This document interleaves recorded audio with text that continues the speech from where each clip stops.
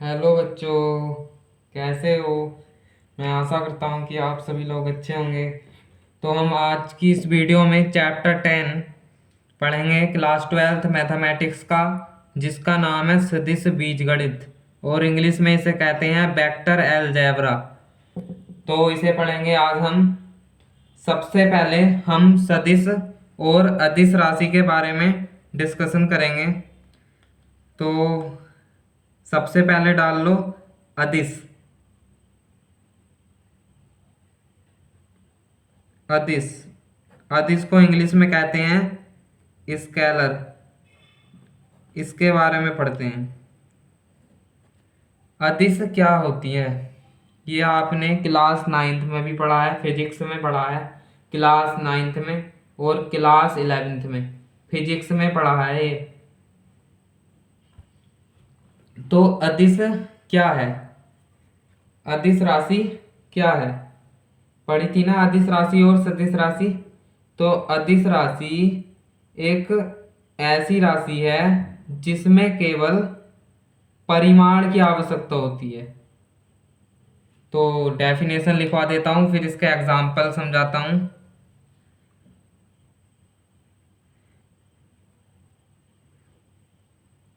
एक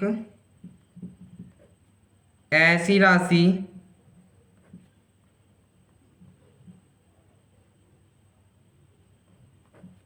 जिसमें केवल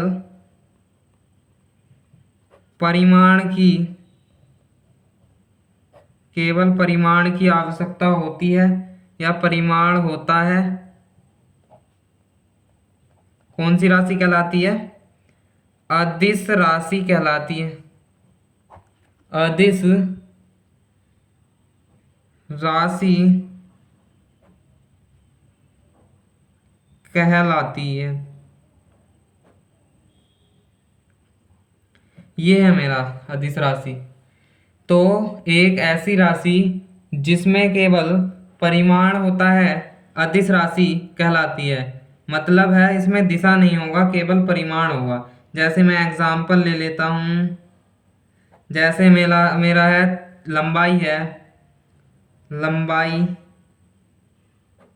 जैसे मैं कहूँ कि आपकी लंबाई 5 फुट 4 इंच है, तो इसमें कोई दिशा थोड़ी आएगी। इसमें तो केवल मैग्नीट्यूड आएगा, मैग्नीट्यूड मतलब परिमाण आएगा। तो ये है हमारी अदिश राशि। जैसे मेरा हो गया क्षेत्रफल। क्षेत्रफल ये है।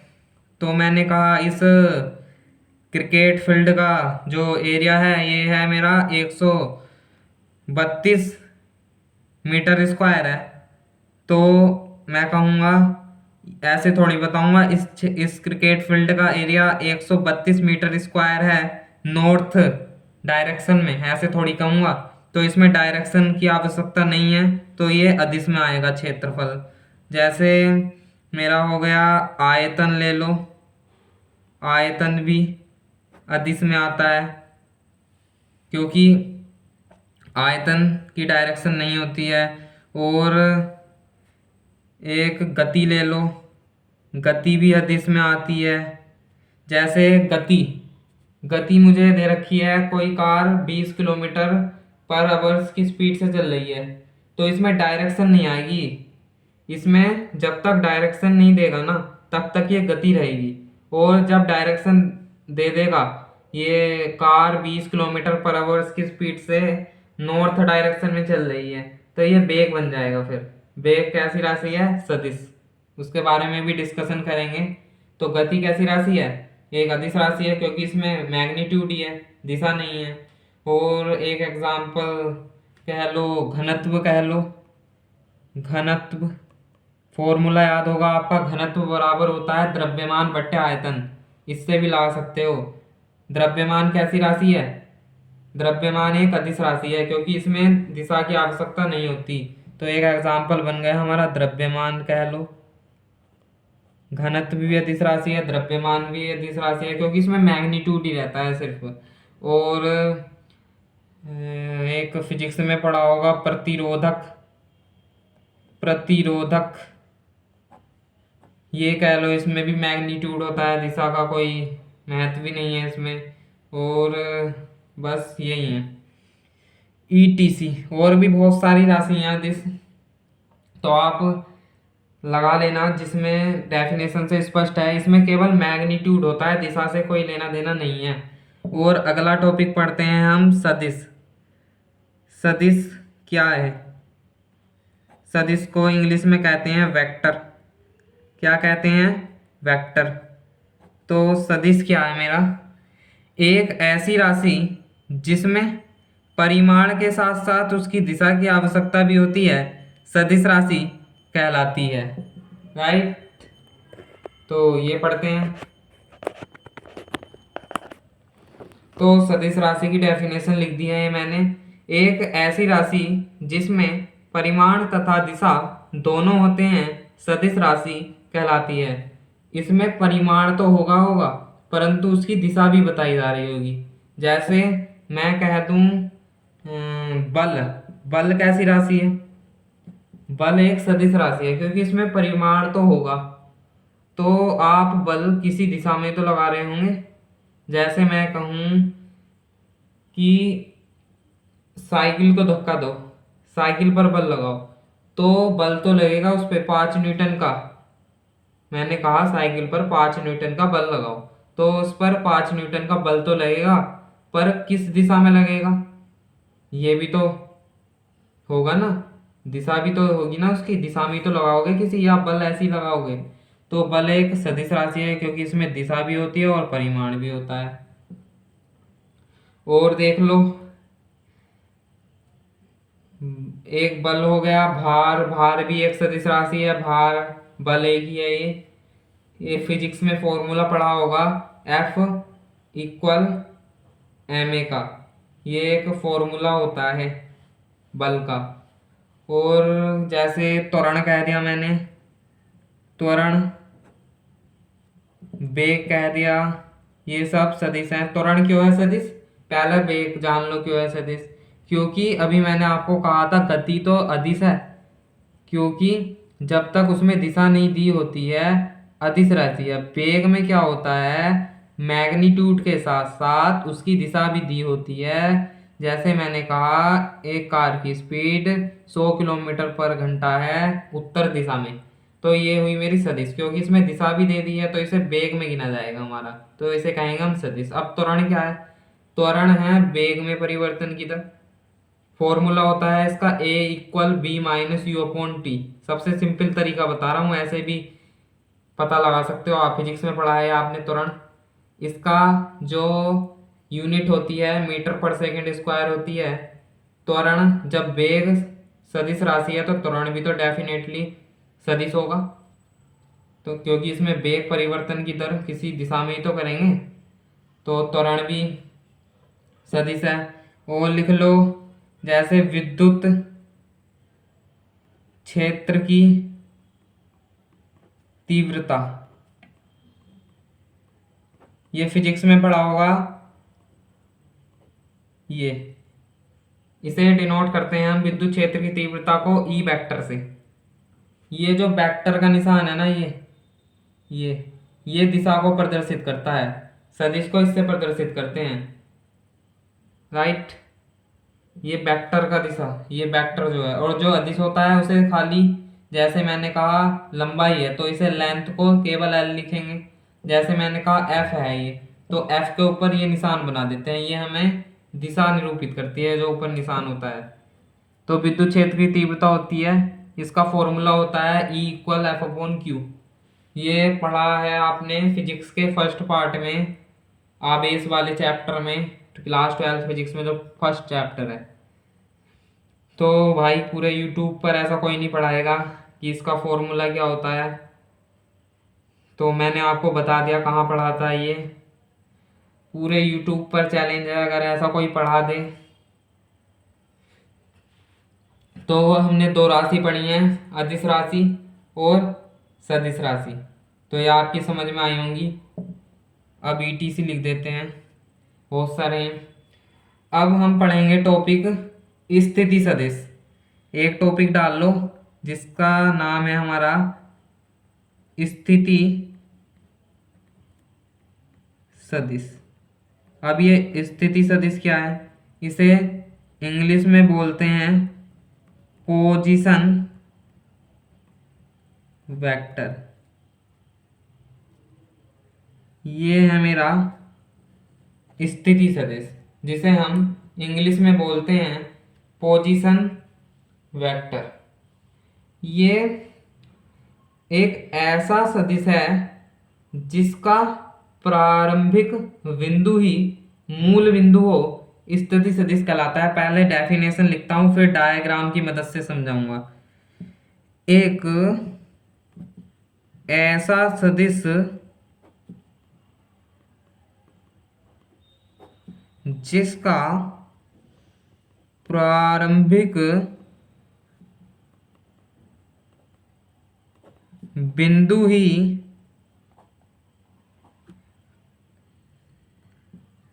मूल बिंदु हो, पोजीशन वेक्टर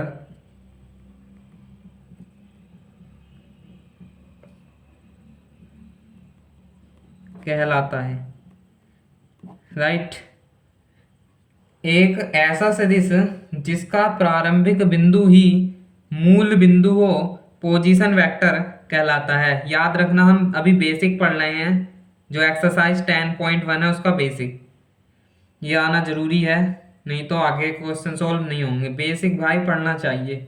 जब बेस क्लियर होगा, मैथ में बेस क्लियर होना बहुत जरूरी है। चाहे एक्सरसाइज कंप्लीट करें ना करें, बेस जरूर कर लिया करो।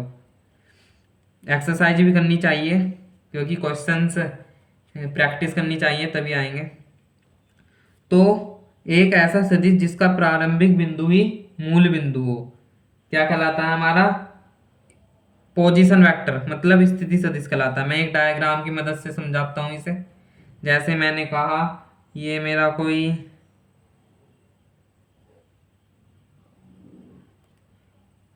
ये मेरा एक्स एक्सिस है, ये मेरा वाई एक्सिस है, और ये मेरा जेड एक्सिस है, और ये मेरा मूल बिंदु है वो। इसके जो निर्देशांक हैं 0,0,0 होंगे, होंगे नहीं होंगे।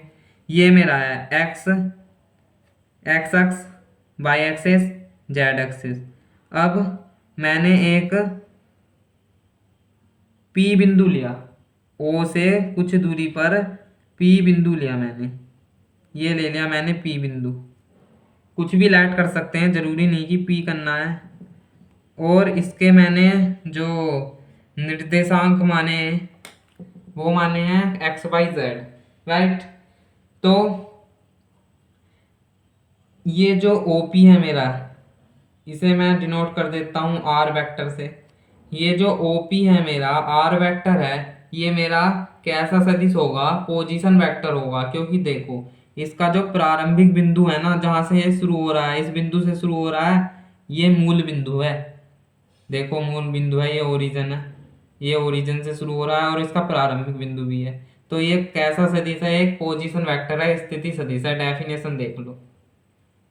अब कुछ और बात बताता हूं मैं। जैसे हमें ये निकालना है, अगर इसका मैग्नीट्यूड निकालना है ओपी का, तो मैग्नीट्यूड को किससे प्रदर्शित करते हैं? इससे प्रदर्शित करते हैं। इसका मैग्नीट्यूड ऐसे निकलता है, वेक्टर है तो वेक्टर लगा दो, ऊपर दिशा लगा दो। राइट। ओपी का वेक्टर का मैग्नीट्यूड क्या होगा बताओ? आपने क्लास टेंथ में पहुंच जाओ, एक्सरसाइज थी 7.1, उसमें पढ़ा था आपने, जब किसी दो बिंदुओं के बीच दूरी निकालनी हो, उसका फॉर्मूला x2 माइनस x1 का whole square plus y2 minus y1 का whole square plus z2 minus z1 का होल स्क्वायर। भाई पूरे यूट्यूब पर चैलेंज है, अगर ऐसा कोई बता दे। मैंने आपको क्या कहा? क्लास 10th में पढ़ा था, क्लास 10th में ले गया मैं आपको। पूरे यूट्यूब पर चैलेंज है, अगर ऐसा कोई पढ़ा दे तो फॉर्मूला क्या था मेरा? x2 माइनस x1, तो x माइनस 0 का whole square plus y minus 0 का whole square plus z minus 0 का होल स्क्वायर, और इसका होता है अंडर रूट। अब इसे थोड़ा सा सिंप्लीफाई कर लो, ओ पी का वेक्टर आ गया मेरा क्या, इसका एक्स का स्क्वायर प्लस वाई का स्क्वायर प्लस जेड का स्क्वायर, इसका अंडर रूट। तो ये फॉर्मूला आ गया मेरा, राइट। अब मैं एक फिगर और बना लेता हूँ आपके लिए। जैसे मेरा ये है, ये है मेरा, ये है मेरा एक्स एक्सिस, ये है मेरा वाई एक्सिस और ये है मेरा जेड एक्सिस। और जैसे मेरे ये कोई वेक्टर्स हैं, ये है मेरा इधर सी, इधर बी, इधर ए, ये है। तो इसे मैं ए इसे मैं ए वेक्टर से डिनोट करता हूँ, इसे बी वेक्टर से, इसे सी वेक्टर से, ये डिनोट कर लिया मैंने। तो ये जो सदिश है ना, ये a vector b vector c vector, देखो इनका प्रारंभिक बिंदु ही मूल बिंदु है। और आपने अभी पढ़ा है, जिनका प्रारंभिक बिंदु ओरिजिन होता है मतलब मूल बिंदु होता है, तो वे सदिश स्थिति सदिश कहलाते हैं। तो ये जो ए वेक्टर बी वेक्टर और सी वेक्टर हैं, ये पोजीशन वेक्टर है। क्या है ये, पोजीशन वेक्टर है। ये बात याद रखना, इतना याद रखना। स्थिति सदिश, स्थिति सदिश कंप्लीट हुआ है आपका। अब नेक्स्ट पढ़ते हैं हम, चलो भाई।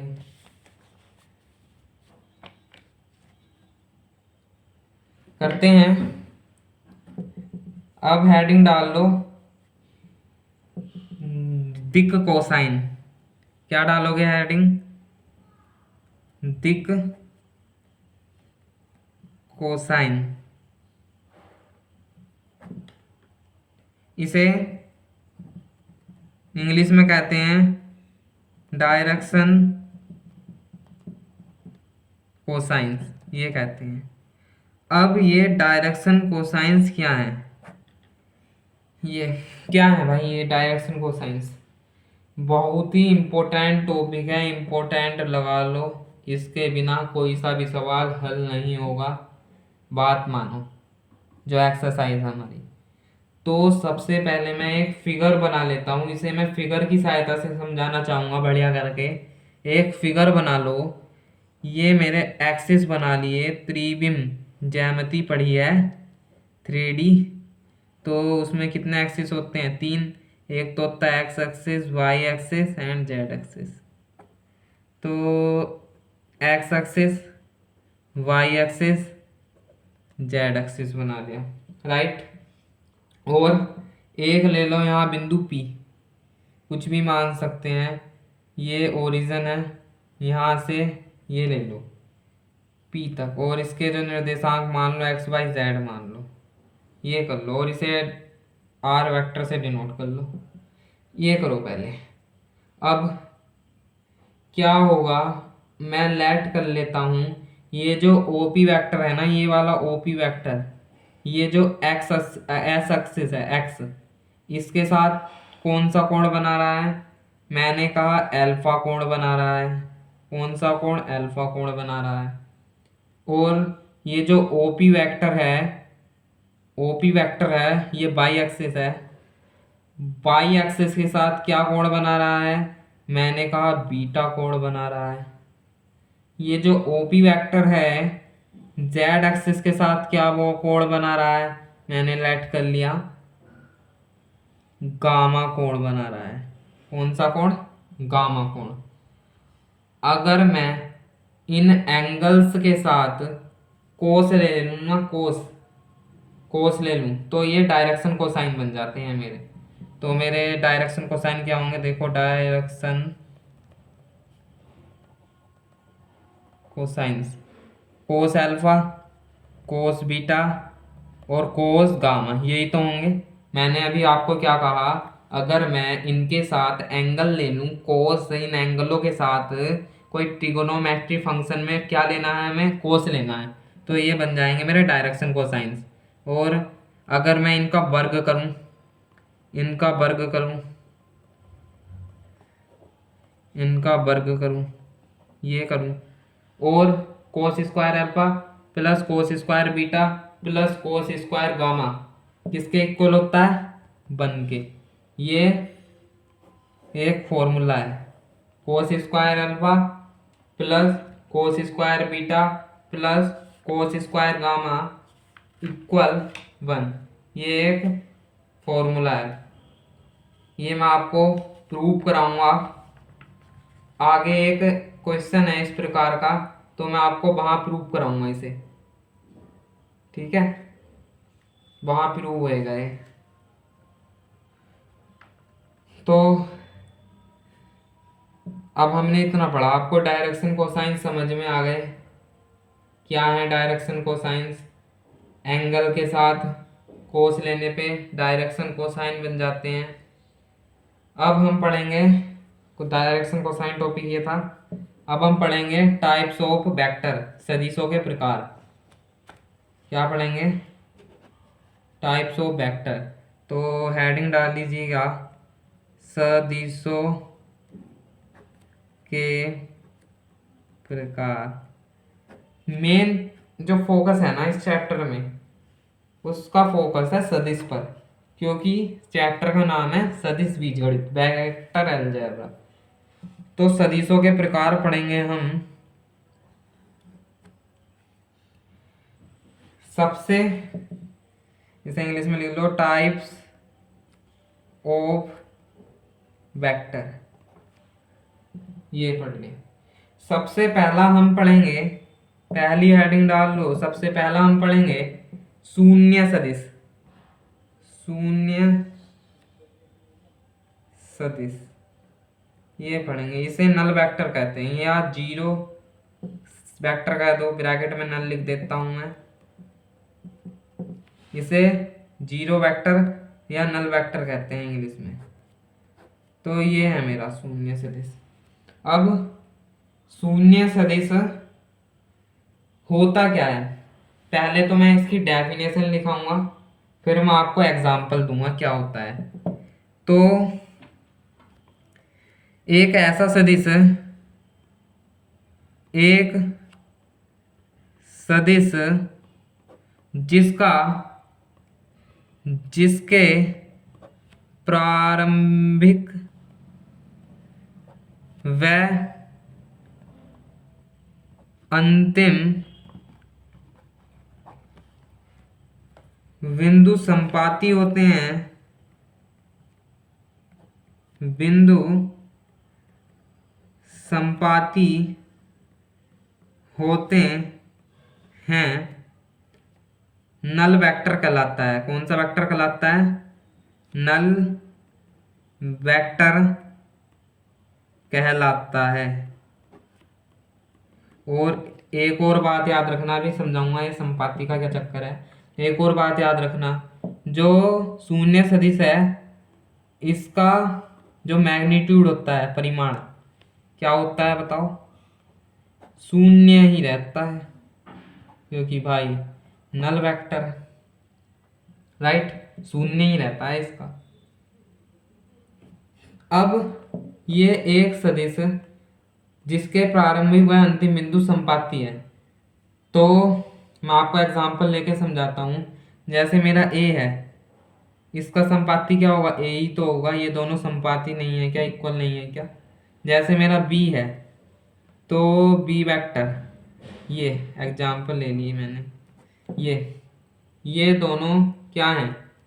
शून्य सदिश है, क्योंकि ये प्रारंभिक बिंदु व अंतिम बिंदु, ये जो बी बी ये संपाती हैं, इक्वल है। ये भी ये संपाती है, इक्वल है। और जब इनका परिमाण निकालेंगे तो जीरो ही आएगा, ये बात याद रखना, राइट। सेकंड नंबर पे डेफिनेशन डाल लो। हम पढ़ेंगे, डिस्कस करेंगे मात्रक सदिश पे। मात्रक सदिश, इस पर डिस्कस करेंगे। इसे कहते हैं हम यूनिट वेक्टर। यूनिट वेक्टर ये डाल लो, इंग्लिश में कहते हैं यूनिट वेक्टर। नाम से ही पता चल रहा है यूनिट वेक्टर क्या है? इकाई सदिश, मात्रक सदिश। इकाई मतलब 1, एक ऐसा सदिश जिसका परिमाण 1 होता है, इकाई सदिश कहलाता है। एक डेफिनेशन लिखो पहले। एक ऐसा सदिश जिसका परिमाण या मैग्नीट्यूड एक होता है, एक होता है, यूनिट वेक्टर कहलाता है। ये लिखो। मात्रक सदिश क्या है? अगर मुझे कोई भी वेक्टर दे रखा है, कोई भी सदिश दे रखा है, अगर उसका मैग्नीट्यूड एक आएगा, जैसे एग्जांपल में समझा देता हूँ। जैसे मेरा ये कोई है, ये कोई वेक्टर है मेरा ओ पी, इसका मैग्नीट्यूड कैसे निकाल लेंगे? ऐसे अगर इसका मैग्नीट्यूड एक आएगा ना, तो मैं इसे क्या कहूँगा? ये मेरा यूनिट वेक्टर है, ऐसा कहूँगा मैं इसे। ये मेरा यूनिट वेक्टर है जिसका मैग्नीट्यूड एक होता है, यूनिट वेक्टर कहलाता है। तो यूनिट वेक्टर पढ़ लिया। अब इसे रिप्रेजेंट किससे करते हैं? इसे रिप्रेजेंट करते हैं ए वेक्टर, ए कैप से इसे रिप्रेजेंट करते हैं। ये और लिख लो, ये लिख लो। एक फॉर्मूला होता है, ए कैप इक्वल होता है ए वेक्टर इनटू में इसका मैग्नीट्यूड। ये फॉर्मूला याद रखना है, ये फॉर्मूला होता है, राइट। तो हमने मात्रक सदिश पढ़ा है। अब हम नेक्स्ट पढ़ते हैं जिसका नाम है सह आदिम सदिश। तो पेपर क्या है नाम?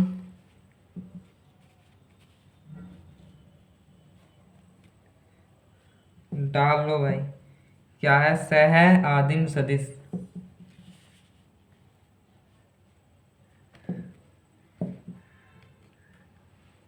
सह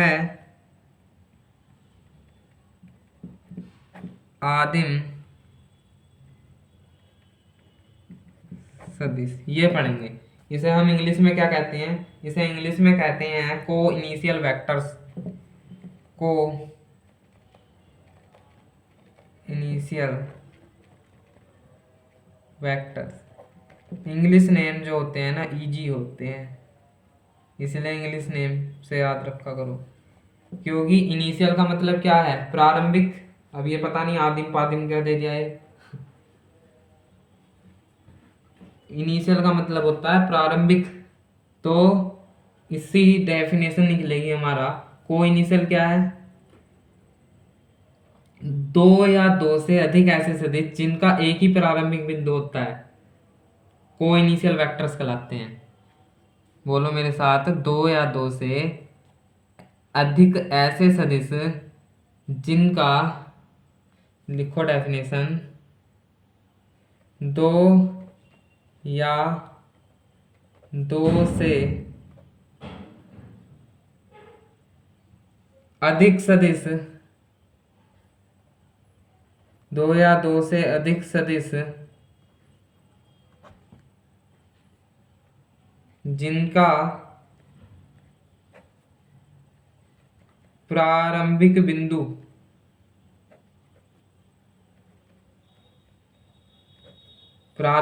को क्या बोलते हैं इंग्लिश में? Initial point. ये इनिशियल पॉइंट एक ही होता है। कौन से सदिश कहलाते हैं? को इनिशियल वेक्टर्स कहलाते हैं। जैसे मैं आपको क्या दे दूं? एग्जाम्पल दे दूं। जैसे मेरा एक पॉइंट है, ये मेरा ए वेक्टर है, ये मेरा बी वेक्टर है, ये मेरा सी वेक्टर है, ये मेरा डी वेक्टर है, राइट। तो मेरे ये कैसे हैं? इनका जो पॉइंट है ना, एक ही है। सी वेक्टर देखो, इसका पॉइंट एक है। ए वेक्टर का पॉइंट भी एक ही है। वी वेक्टर का पॉइंट भी एक ही है। इसका पॉइंट भी एक ही पॉइंट से निकलने चाहिए। तो a vector, b vector and c vector, d vector, ये जो हैं ये को इनिशियल वेक्टर्स हैं, ये याद रखना। तो को इनिशियल वेक्टर्स हमने पढ़ लिए। अब पढ़ेंगे हम कोलाइनर वेक्टर्स, जिसको हम बोलते हैं हिंदी में संरेख सदिश। क्या बोलते हैं? संरेख सदिश। अब ये क्या है संरेख सदिश? इसको बोलते हैं कोलाइनर वेक्टर, कोलाइनर वेक्टर्स ये बोलते हैं इसे। अब ये क्या है कोलाइनर वेक्टर? इसकी डेफिनेशन है दो अथवा या दो से अधिक सदिश यदि एक ही रेखा के समांतर हैं वे संरेख सदिश कहलाते हैं। जैसे मैंने कहा दो या दो से अधिक सदिश यदि एक ही रेखा के समांतर हैं, यदि एक ही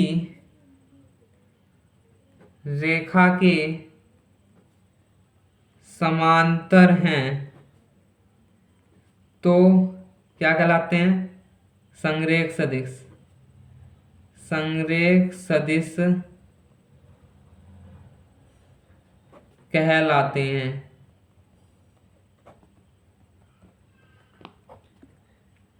ये संरेख शब्द आपने पढ़ा होगा क्लास 12th में भी।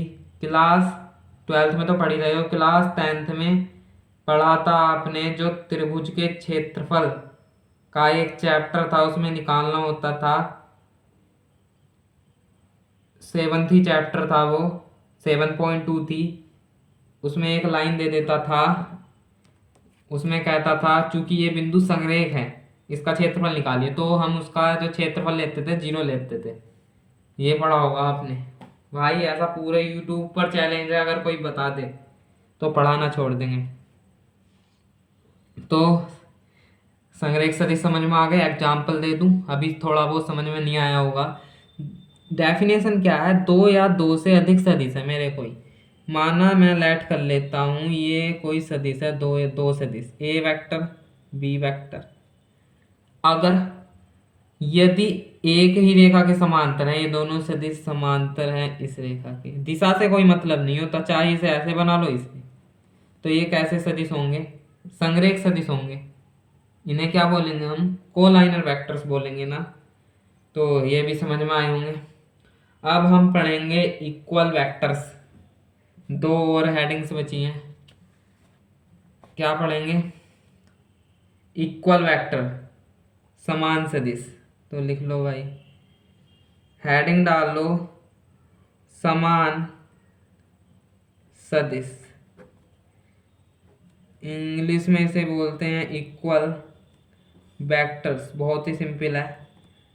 डेफिनेशन कुछ बच्चों ने बना ली होगी जो तेज है पढ़ने में। इसकी डेफिनेशन क्या होगी? समान कब होंगे दो सदिश?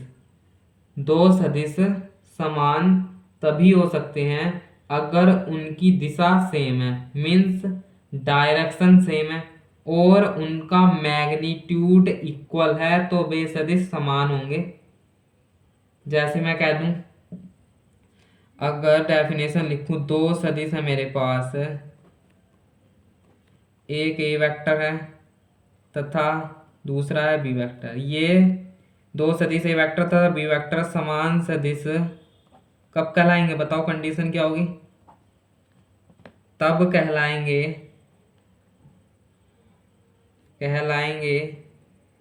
कब कहलाएंगे? अगर ए वेक्टर तथा बी वेक्टर की जो दिशा है, डायरेक्शन है, डायरेक्शन जो है, दिशा जो है, सेम हो, डायरेक्शन सेम हो, और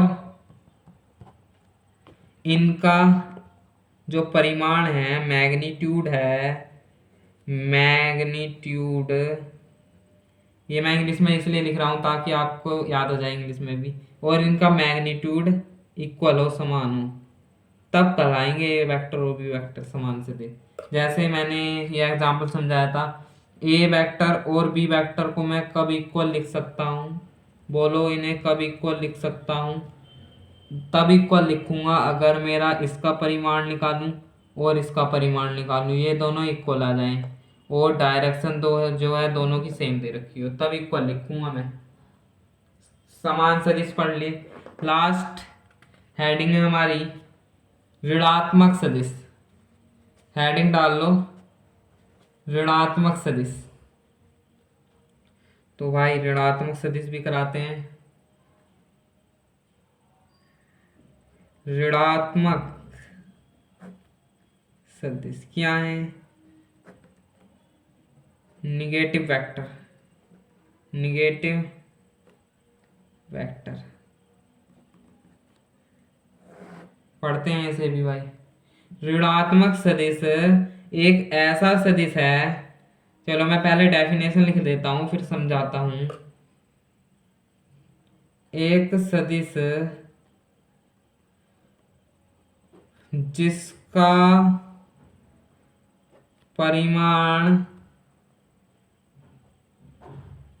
दिए हुए सदिश के समान है। परिमाण तो भाई समान होने चाहिए, जो सदिश दिया है उसका समान होना चाहिए, परिमाण दोनों के समान होने चाहिए, समान है। परंतु निगेटिव आ गया, जब निगेटिव साइन तब आता है जब डायरेक्शन उनकी चेंज हो जाए। परंतु जिसकी दिशा, जो हमें सदिश दिया हुआ दिए हुए सदिश के विपरीत है,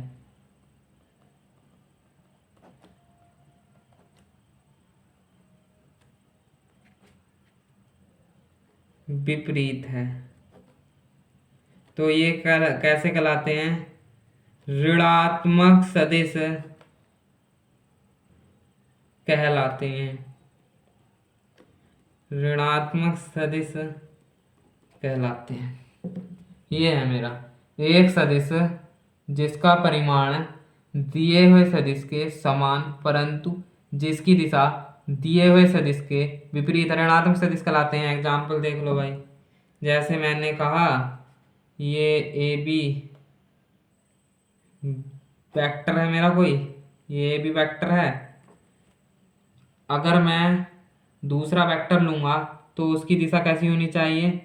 विपरीत होनी चाहिए, पर इन दोनों के जो मैग्नीट्यूड है भाई, मैग्नीट्यूड परिमाण समान होने चाहिए।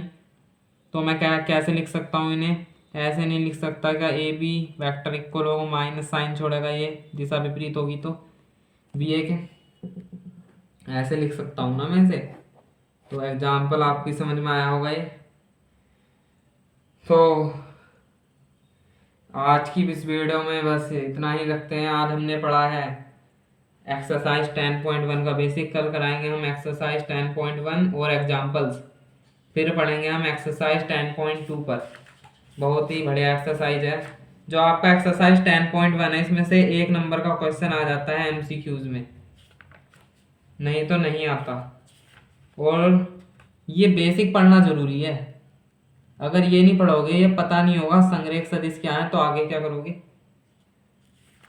और एक्सरसाइज 10.2 और एक्सरसाइज 10.3 में से ज़्यादा चांस आते हैं क्वेश्चन आने के, ज़्यादा चांस रहते हैं। इसमें से 3 या 4 नंबर का क्वेश्चन बनेगा आपके और एक 2 नंबर का। 10.4 भी बढ़िया है, और में क्वेश्चन बनते हैं, और में दे देते हैं क्वेश्चन। फिर विविध एक्सरसाइज आएगी, विविध में से बहुत मोस्ट क्वेश्चन है ये, तो ये कराएंगे हम। तो अगर आपकी वीडियो अच्छी लगी हो तो भाई लाइक करिएगा और चैनल को सब्सक्राइब करिएगा और नए स्टूडेंट्स को ज्वाइन करिएगा, क्योंकि पढ़ना बहुत ज़रूरी है, ये बात याद रखना। टीचर में क्वालिटी होती है, कोई कुछ टीचर ऐसे होते हैं भाई, रटवाते हैं, रटने से कोई फायदा नहीं है। कुछ टीचर कहते हैं आइए हमने रटा है आप भी रटिए, तो इससे कुछ फायदा नहीं होता, नुकसान ही होता है। तो रटना नहीं है, जैसा मैं पढ़ाता हूँ समझा के ऐसे ही पढ़ना है। और आप कमेंट में जो समझ में नहीं आया होगा क्वेश्चन पूछ लीजिएगा। तो वीडियो का एंड करते हैं, धन्यवाद।